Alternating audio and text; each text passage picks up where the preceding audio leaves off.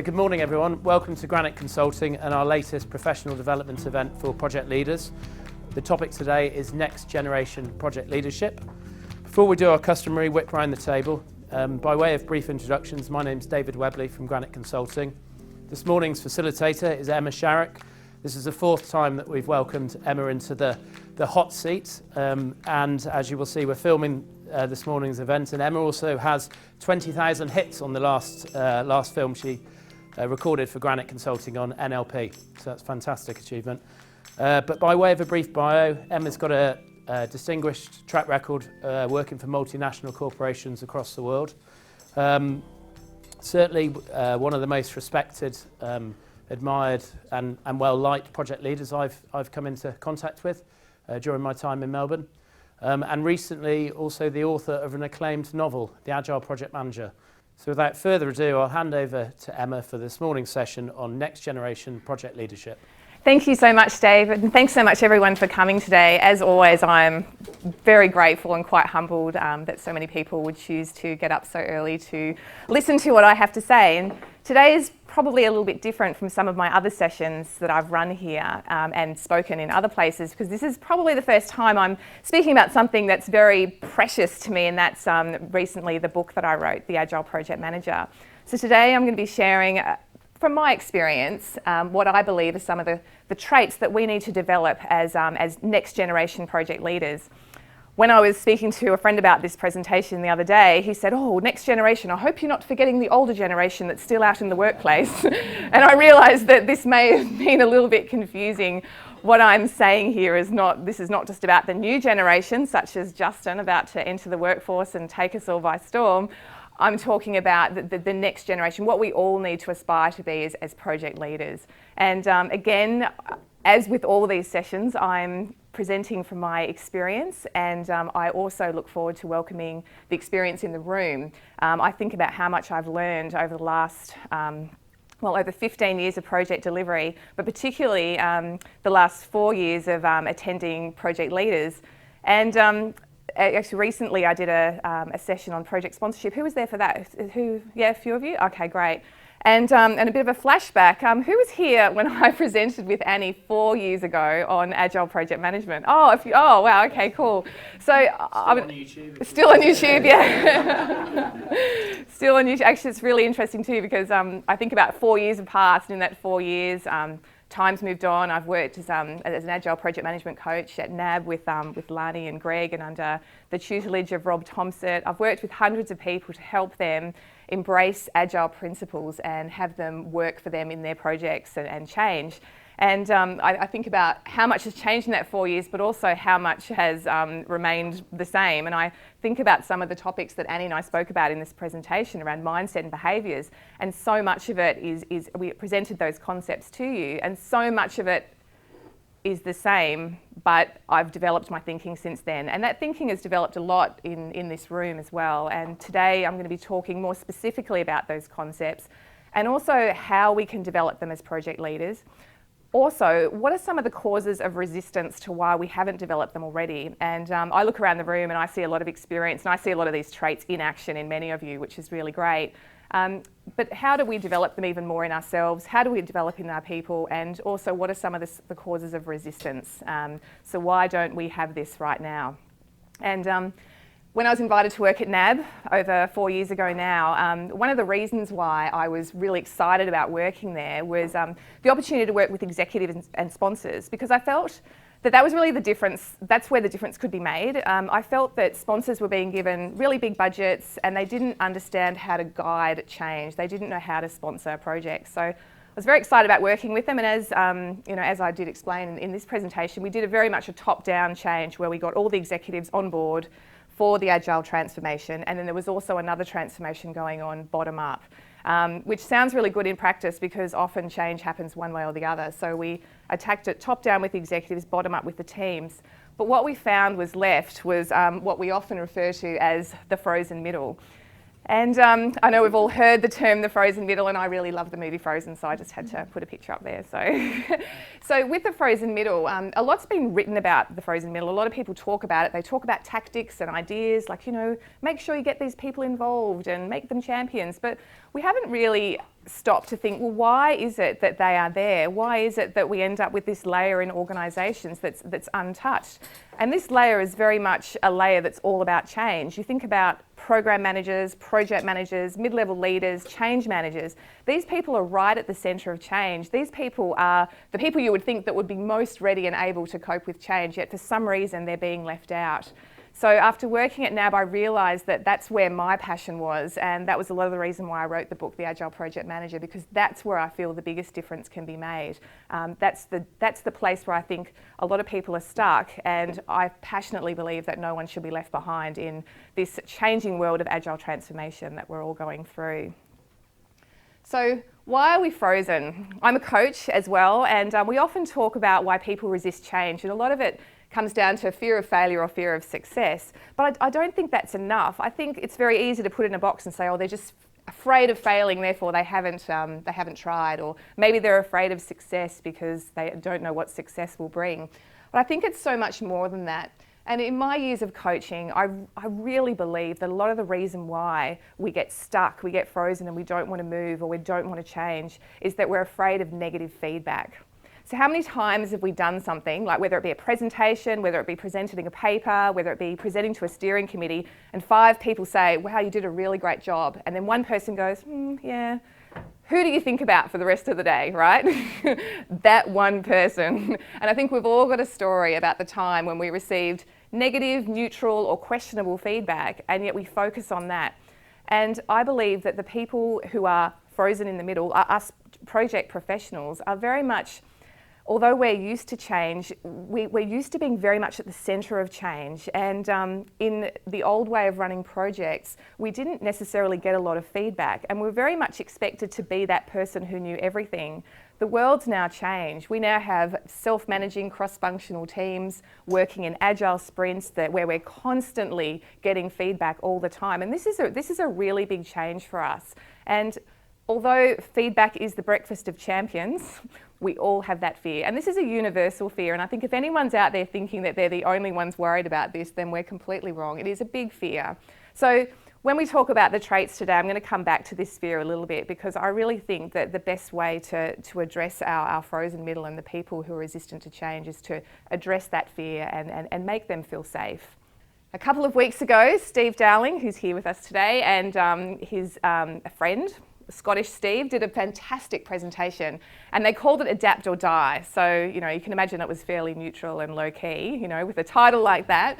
And one of the things they presented as a problem to the project management community was things have changed. How do we change?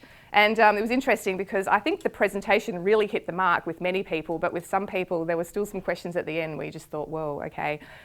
Things have changed. As I said, we're working in cross-functional teams now.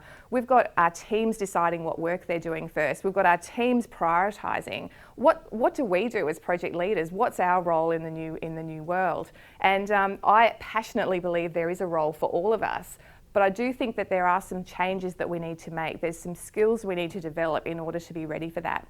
And that skills development has changed as well. So in the past, we would do an ITIL course or learn about CMMI. Like we could put our finger on the particular skills that we need. But these skills are different and they're not easily taught, but they can be easily learned. And people like Stephen and others are having some great courses right now to teach us how we can develop these skills. But these skills are what we would call the soft skills, which I absolutely believe are not soft skills. They're the hard skills, and they're the ones we need to be focusing on. So yes, as the Stevens mentioned, adapt or die. So today I'm going to talk a little bit how we can adapt and give you some tools and techniques, and obviously get some discussion from the room of your experience in developing some of these techniques.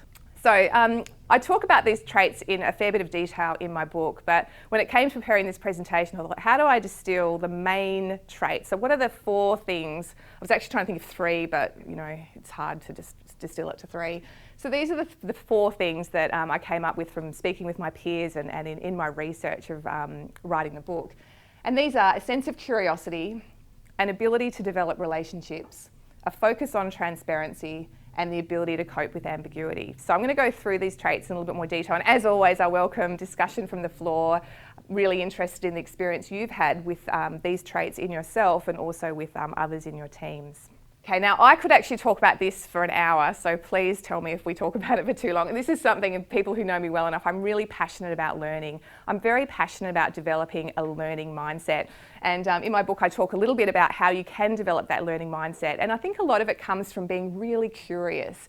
I think there's a reason why we probably stop being curious. There's probably a reason why we just get on with things. We're all really busy. We've got a lot of things to do. It's easy to focus on process without being curious. We lose our childlike wonder. And when you think about the world that we live in, it's such an amazing place. And I think we tend to close down that a little bit when we're feeling stressed and anxious. So being curious is about developing that need to learn more. And I believe how we can do that as leaders is there's always the standard things like, listening to TED Talks and learning more, but also just being curious about other things as well. And this curiosity leads to what I believe is a sense of empathy. And studies have shown in teams that the most high-performing teams, the one thing that they could really nail as being something they had in common was their ability to have empathy. And there's empathy tests you can do now. And team members are shown a series of photos. Has anyone heard of this, the photo tests? Yeah, so you're shown a series of photos and you need to guess what that face is feeling. And so the most high-performing teams are the ones that have that ability to look at the face and understand what they're seeing over 50% of the time. So some of the highest performing teams were in the 50s or 60s, but some of the lowest performing teams were more in the 20s. So I'm asking you, what team would you rather be part of? Would you rather be part of the team that can understand facial expressions over 50% of the time, or more like 20? And that's really that key. And the thing about empathy that I think people can get a bit confused with, though, is it's not about mind reading. It's not about me looking at Greg and going, oh, what's he thinking right now? Oh, I think he's a bit bored. Oh, it's about me. So I'm just making sure you're awake.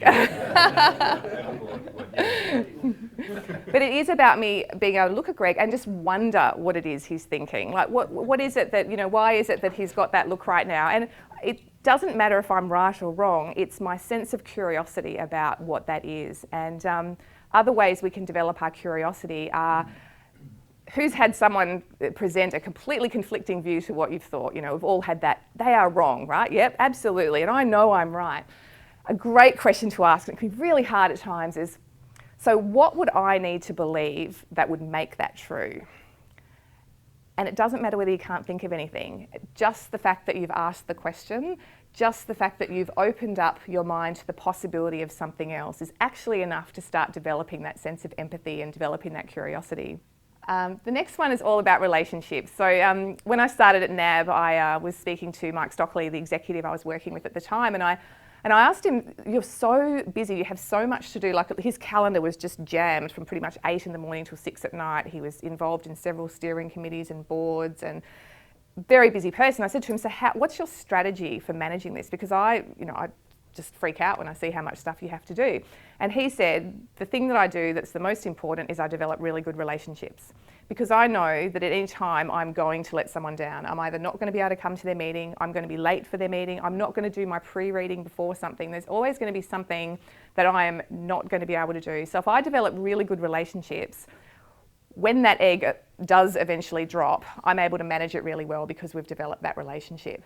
And I was reading Colin Ellis's book, The Conscious Project Leader, if you've had an opportunity to read that really good book. And he mentions that in the early days of project management, the way he got things done was simply just running around and talking to people and just getting stuff done. And then somewhere along the line, we've ended up in this sort of processized world where we suddenly have all these checklists and tools, and we forget the importance of not running around, I should say, but developing the relationships to get things done. And I think bringing that focus back to relationships, getting to know the people that are in your teams. I know definitely in order to get anything done in one of the places I've worked at, knowing someone's footy team, knowing that they had kids, knowing a little bit about them, knowing their coffee order, really helpful things in developing that rapport.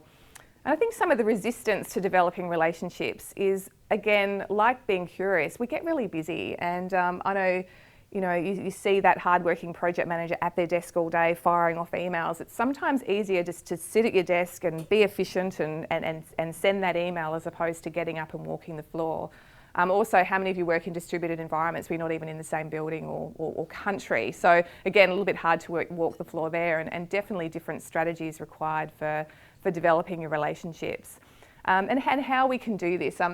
When I was researching my book, this is probably my favourite chapter to write, because I believe in our stakeholder analysis and our stakeholder management is really important, but it's so much more than that. It's so much more than just going, right, this is my sponsor and these are my executives. It's also looking further afield to who else is your broader team outside your stakeholder group and your project team. Who are your mates at work who you can call and get them to help you out if you need something? Who are your friends, your partner? Who are the people that you can have on your team to fully support you?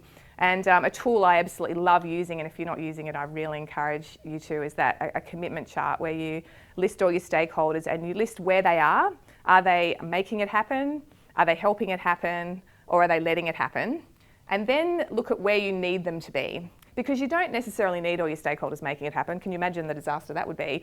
So, or maybe it would be good, I don't know. But often you find when you start a project, a lot of people are sitting in the let it happen, or the, as I put a new category in there, Beckard and Pritchard probably wouldn't approve, is the wonder what happened.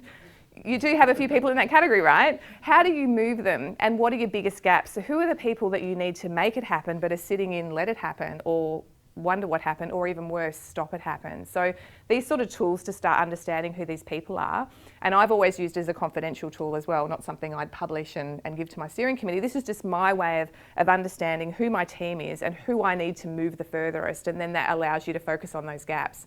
In the book I talk about focusing on your fans, which I'm a big fan of. It probably sounds a bit silly when I said that, sorry. Focusing on the people that are your champions first, because they're the people that are going to be what we call your sneezers or your change champions. So I know the work I'm doing at Sportsbet at the moment as the change and transformation lead, I can't do all that talk, I can't do all the talking and communication myself. I need to rely on others. So I need to understand who the fans are, who are the people who are already really excited about this, and how do I get them talking? So focusing on your fans, really, really important. This one is, I think, a really, really important one. And when I was researching my book and when I was working at NAB, we talked a lot about how we can build collaboration. A lot of people talk about the importance of, transparency and openness and honesty, but how do we do all this? I think there's a real resistance to doing it by a lot of people, simply because it can be very exposing. And as I said at the start, in the past, a project manager, change manager, program manager very much were in the centre of the project and expected to know everything all on their own. So I know I've definitely been that project manager, and I've seen others where you're at work at 7 o'clock at night trying to put your project schedule together, because that's how things were done then. We don't have to do that anymore. We now have a team of people that are willing to give their time and energy to helping us plan out any change. And that's a bit of a change. So how do we do that? As we mentioned earlier, rapid planning, so doing collaborative workshops to pull something together and talk about what it is we need to do, a really, really important way. And building that transparency, and I've seen especially sponsors be quite vulnerable about the things that they've wanted to do. So in the past, we might have a project where we're going to do this, this and this. Sponsors are now more about presenting problems to us, and I think in the user-centred design world we call them wicked problems. So the sponsor will stand up and say, well, this is my business problem, I want you to help me solve it. Or I've got a vision, I want you to help me solve this. So it very much becomes a transparent, honest process, as opposed to, I want you to implement this system. And I know we still get that, I need to implement this system, and I know we've all been part of those projects. But I really believe the world is changing now, because our problems are getting more complex. The world is getting more complex, and it's no longer enough for an executive to say, I just want to implement this system and everything will be all right. Executives are now saying, what do we do? How do we cope with this market change? Like what's different?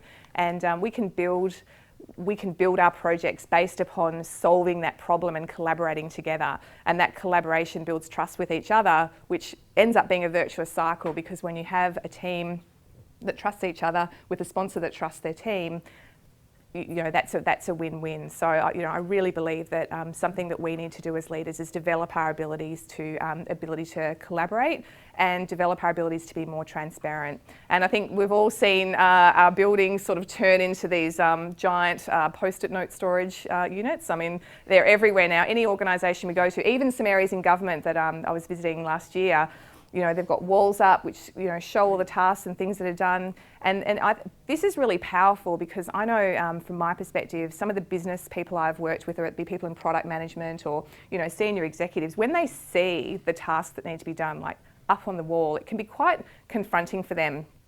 I know we had a moment at Sportsbet last year where the head of product management had no idea how much technology refactoring had to happen as the result of putting up a new piece of functionality. All they saw was the shiny front, but they didn't see all the bits that went underneath, and that had to be done. And there was a risk that if we didn't do it, we'd accumulate a huge amount of technical debt.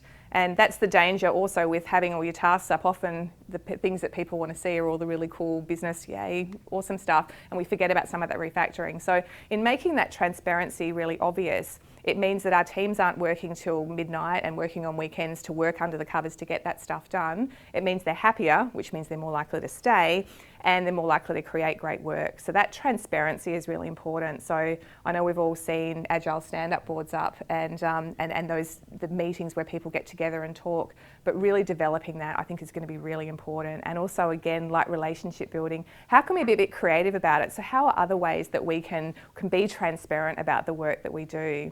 One of the things we started to do a bit more at NAB was really sharing what the project vision was. So really the why, and I know as facilitators we had to work a bit hard sometimes to get that why, to get that what we were calling a primary outcome. So, and I think a lot of projects often start off with a lot of things they want to do, and one of the challenges we had was working with executives to say, well, if you could have one thing, like if there was one reason why, what would it be? And of course making them choose is always hard, but if you can distill it down to that one thing and you put it up somewhere where everyone can see it, it shapes your day-to-day decision making, because there's so many decisions to make in the course of a project. There's so many, even micro decisions. Should we do this or should we do that? They're not even giant commercial impact decisions.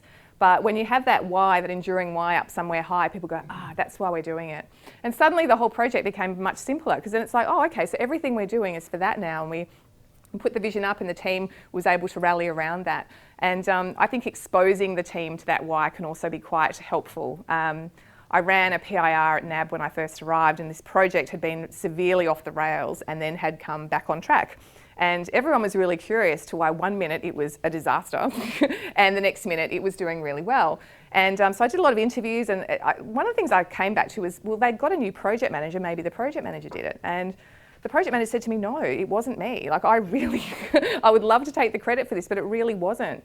And so we had to dig deep, and what we found out that was about the time that everything went well, the executive sponsor, who was based in Sydney, had come down to Melbourne. He'd put on a morning tea, and he had just said thank you to the team for the work they were doing. He said, I appreciate what you're doing is quite complex, and what it means for my business is this. And he laid out the benefits to his business, how much money it was going to make, and also what it would mean for our customers. And I don't think anyone sort of like went out going, yeah, I'm going to work harder now, but just there was this subtle shift in the team. And once they realised that that was what they were after, everyone just seemed to line up a little bit. So it was really interesting how something as simple as that, and when I fed that back to the executive and I said, oh, just so you know, did a bit of research, and that morning tea you put on seemed to be the bit that changed. He said, you've got to be kidding me, how can scones make a difference? Well, they did in this case, because you know, in that act of collaborating and talking with your team and really being a bit vulnerable as well and saying what it means to you, the subtle difference was quite huge. And again, it would have only been in the micro decisions that the team made. There wouldn't have been big leaps and changes in behaviour, just small things, and those small pieces of the small ways of behaving can make a really big difference.